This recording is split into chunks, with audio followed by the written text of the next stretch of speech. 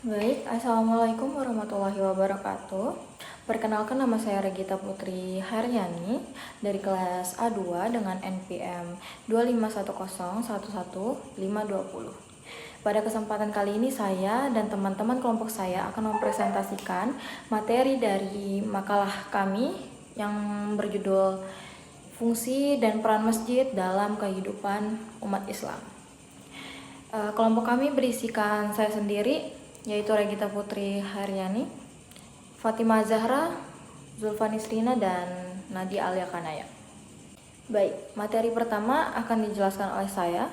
Pada kesempatan ini saya akan menjelaskan latar belakang dan konsep dasar mengenai fungsi dan peran masjid dalam kehidupan umat Islam. Masjid merupakan institusi yang sangat penting dalam Islam. Sejak masa Rasulullah SAW, masjid tidak hanya digunakan sebagai tempat ibadah, tetapi juga menjadi pusat kegiatan umat, seperti pendidikan, musyawarah, dan pembinaan masyarakat.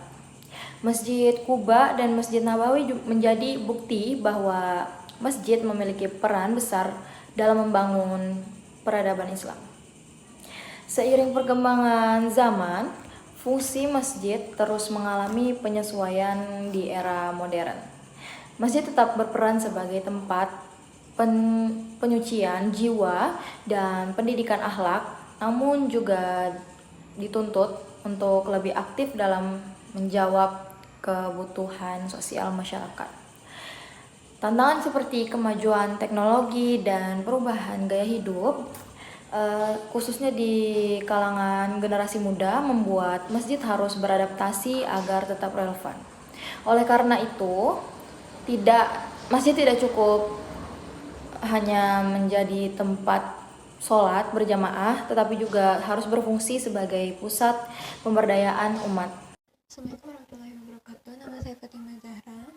Saya akan menjelaskan mengenai fungsi ibadah dan spiritual masjid dalam kehidupan umat Islam. Fungsi utama masjid adalah sebagai pusat ibadah. Aktivitas seperti sholat berjamaah, sholat Jumat, zikir, tilawah Al-Quran, dan i'tikaf merupakan kegiatan pokok masjid yang dilakukan di masjid. Dalam Al-Quran disebutkan bahwa orang-orang yang melakukan masjid adalah mereka yang beribadah kepada Allah dan hari akhir. Melalui ibadah yang dilakukan secara berjamaah, masjid berperan penting dalam membentuk karakter umat, nilai disiplin, kesabaran, tanggung jawab, dan kebersamaan tumbuh dari kebiasaan beribadah di masjid. Selain itu, masjid menjadi sarana untuk mempererat ukhuwah Islamiyah antar jamaah. Contohnya dapat dilihat dari beberapa masjid di Balikpapan yang rutin mengadakan salat subuh berjamaah yang diikuti oleh pelajar dan mahasiswa.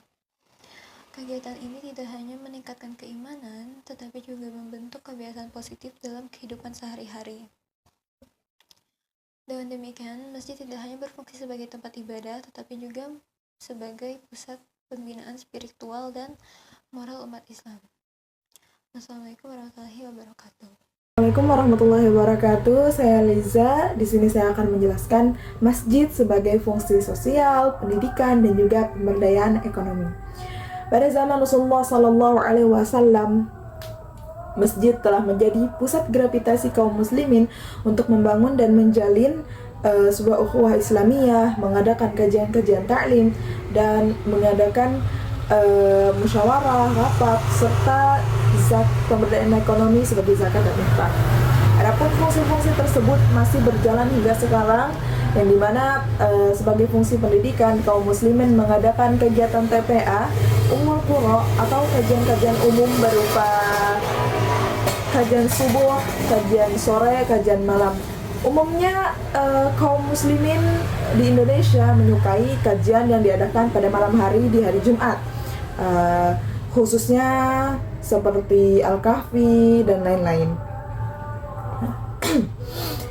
Adapun sebagai fungsi sosial, masjid mencakup menjadi fungsi pendidikan dan juga sosial, karena Masjid juga mengajarkan bagaimana akhlak muslim, karakter islami, karakter seorang muslim itu terbentuk di situ melalui Al-Quran ataupun keseharian orang-orang yang menunjukkan bagaimana akhlakul karimah itu yang seharusnya dimiliki seorang muslim.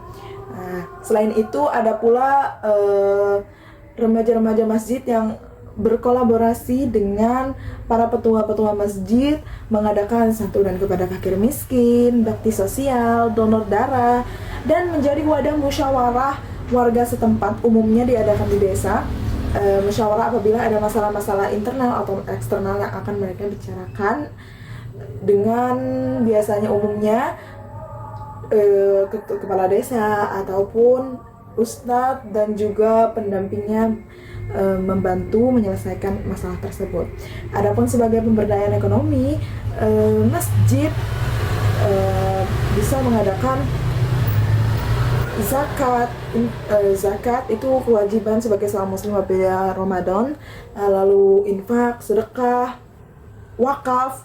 Umumnya masyarakat muslim yang memberikan wakaf itu berupa Al-Quran atau tanah yang bisa dijadikan lahan untuk kuburan ataupun memperluas masjid. Terkadang juga masjid dijadikan program pelatihan UKM untuk menandakan bahwa masjid tidak kaku dan bisa mengikuti perkembangan zaman, dan ini bisa meningkatkan kesejahteraan jamaah. Hal ini menunjukkan bahwa masjid mampu beradaptasi dengan kebudayaan dan juga masyarakat modern. Jika dibandingkan pada zaman Rasulullah dengan masa kini, tentu masjid tidak seluas pada zaman Rasulullah, karena pada zaman Rasulullah masjid menjadi tempat pemerintahan itu berlangsung, di mana apabila masyarakat bermasalah, hakim juga ada di situ, masalah langsung diselesaikan di situ, dan juga menjadi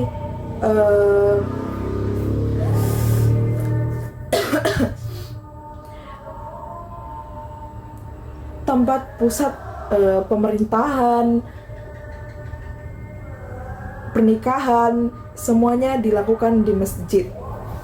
Namun, meskipun fungsi-fungsi tersebut tidak dijalankan hingga sekarang, tapi peran pendidikan, sosial, dan pemberdayaan ekonomi masih tetap menjadi relevan dan berlangsung hingga sekarang. Baik, sekian itu saja dari saya. Assalamualaikum warahmatullahi wabarakatuh. Assalamualaikum warahmatullahi wabarakatuh. Kali ini saya akan menyampaikan evaluasi terhadap peran masjid saat ini serta usulan pengembangan ke depan. Secara umum, fungsi ibadah, pendidikan, sosial, dan juga ekonomi masjid telah berjalan cukup baik, namun masih terdapat beberapa hal yang perlu ditingkatkan, seperti rendahnya partisipasi generasi muda di beberapa masjid, serta pengelolaan administrasi yang belum sepenuhnya memanfaatkan teknologi digital. Selain itu, pengembangan wakaf, produktif, dan program literasi digital masih perlu diperluas agar manfaat masjid dapat dirasakan lebih luas oleh masyarakat. Oleh karena itu, diperlukan inovasi dalam pengelolaan masjid agar lebih efektif dan menarik, khususnya buat generasi muda. Lalu beberapa usulan inovatif antara lain pengembangan pusat literasi digital berbasis masjid, pelatihan media sosial dakwah, serta pendampingan UMKM berbasis teknologi. Sebagai mahasiswa, kita juga dapat berperan aktif dengan ikut serta dalam kegiatan masjid dan mengusulkan program-program kreatif. Dengan pengelolaan yang baik dan juga inovatif, masjid dapat menjadi pusat ibadah, pendidikan, sosial, dan pemberdayaan umat yang mampu menjawab tantangan zaman. Sekian dari saya. Wassalamualaikum warahmatullahi wabarakatuh.